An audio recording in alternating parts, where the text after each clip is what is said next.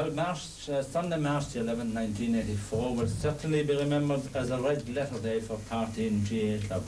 To now have a pitch in Lanarone that does justice to any club in Ireland, and it's certainly a monument to the men who thought up the idea of having a field back in 1977. Well, interest in development in Partine at that stage was at a low ebb, as we gather from Donald Ryan, one of the main men behind this major development. Donald, would that be a true assessment of the situation? Well, it was really, Sean, because we were struggling at the time to keep the teams together, a junior team and probably underage, and it was giving the boys their best to keep that. But we could see that if we didn't move to get a field at that stage while land was running out, our options were becoming a lot narrower. So we were lucky enough, and we had a small committee agreeable that it didn't make a difference what part of the parish we got the field. We knew we had to have a field, and there and then we agreed on it and decided to buy Lanarone. At a price at that occasion? Yeah, 16,000 at the time. It was processed via Father Harry Bohan to Dan McInerney, and I think Dan pressed for a good deal for the club after Father Harry interceding with him. They were both very good at the time. Donald, for an operation the magnitude of this, you had a very small committee, I gather. We had only 6 of a committee. Can't really know why it was so small, but there was James Pearce and John. There was Brendan Ryan, myself, Mick Flynn and Thomas O'Connor. That was the size of the committee at the time. Donald, 16,000 even in 1967 or 77 was a fair size sum. How did you go about raising, or how did you manage at a start to get the project off the ground? Well, the ideas were mooted by our secretary at the time. It was by Thomas O'Connor anyway at the time, mooted the idea of the investors. We were terribly in dread of it, because we never had that experience of collecting that amount of money, and we didn't know whether we would be able. We decided on a 400 investors club, and we got great support. We were very pleased with it at the time. After it being mooted, and after the field idea being, the interest started to pick up then gradually, and more people became involved to support the project. James Pearce, you were chairman of the club at that stage. What motivated you and your 5 other partners to in fact buy the pit? Well, around 1977 the parish was getting big and populated, and there wasn't any place in the parish suitable for playing games, and we as a body at that time sought to get a place where we could have the youth of the parish could play their games. But I, as a person, when I was young, going back 35 years ago, there was nothing in the parish. So there and then we had to have some place, as Donald said earlier on, that our options was running out. The land was being bought up for development and so on and so forth, and there and then we decided to buy Lanarone. You will be remembered most for the heavy work you put in during the project, and I suppose you'll be remembered as the man who was instrumental in having all the stones picked off of that great enclosure at Lanarone. Sure, I wouldn't say that people are saying this all the time that I did it.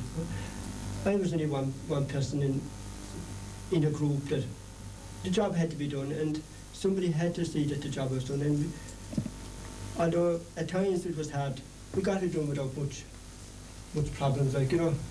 James, did you get much cooperation from the players now, apart from the army members of the club? Like everything else, when you start off first, that you have, what I have an old saying going, that you meet an awful lot of drones, and in a beehive when you have drones, in a beehive where there's drones, if they're not working, what do? You throw them out. And eventually what happens is, after a while, when people see other people working, they will start coming in and they will start throwing their bill around. But while you have people there doing nothing, the people around them will start doing nothing as well. And that's where we started at the time. So such as the Partine J pitch.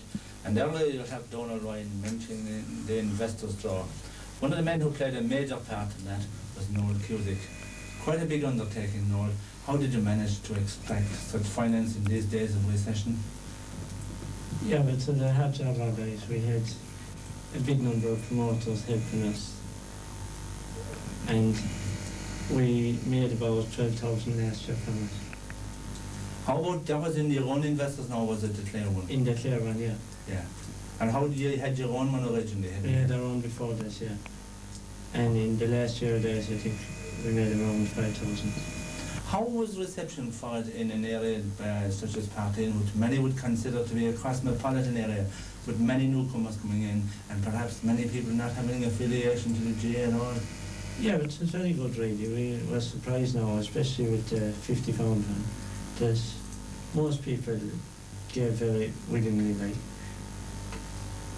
And even if Partine would consider to be one of the smaller clubs in Clare, you finished up in second place, I think, overall. Yeah, last year we did actually with 426 names, which was very good, like, I'm very pleased with that. How many members had you working with that to get such a big total as 426? We had, I think, around 27 investors helping us, like, and they all played their part, and some very well, and more, everyone helped, like. A major role in the Partine is a man from Valentia Island, the home of Mick O'Connor, the great Kerry footballer. Owen Conway was secretary of the club for a year and is indeed very much involved at the moment. Owen, how do you see Partine GA Club now that it has established its own grounds and indeed a clubhouse that will do justice to any club in Ireland? Well, the club, the playing end of the club, I see a very bright future for it. We have an exceptionally talented under-14 team coming on. We had an exceptionally good under-14 team 2 years ago, and they're under-16 this year. And I expect something from them. I'll be handling those myself, and I expect something from them. Our minors are tipped to win the championship. Even though they're in a lower grade than what they should be, but they're tipped to win the championship. And there are plenty, there is abundance of players for the junior and for the junior and junior B. So overall you would say that the GA is alive and very living very well in Partine? Yeah, well, it's the strongest association in the parish. Of course, East Clare is all GA, like, I see no problem there. Owen, how were you accepted in Partine, being an outsider, as many people would refer to as a blow-in? Well, there at 4 years of age, I was born in Valentia, but I was carted away out of it very early. So I'm a Partine man, and that's it. And I'm a Clare man too when it comes to supporting in the hurling. How do you see the GA generally for a man who has given the most of his lifetime to it? How do you see the GA now just in this centenary year? Do you think that it's geared, like Partine now definitely, but the GA in general geared to face another 100 years?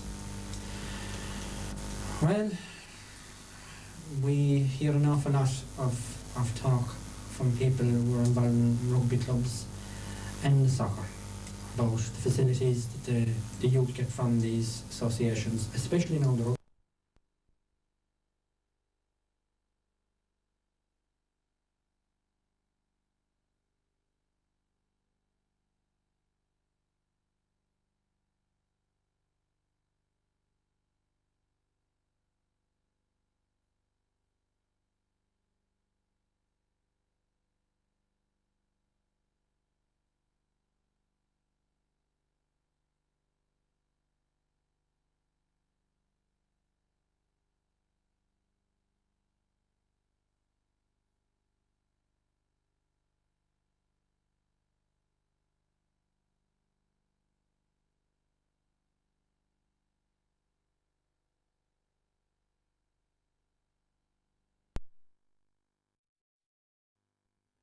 I want to thank Ryan Phillippe, Blair Underwood, and I want you to have a wonderful weekend, everybody. Be kind to one another.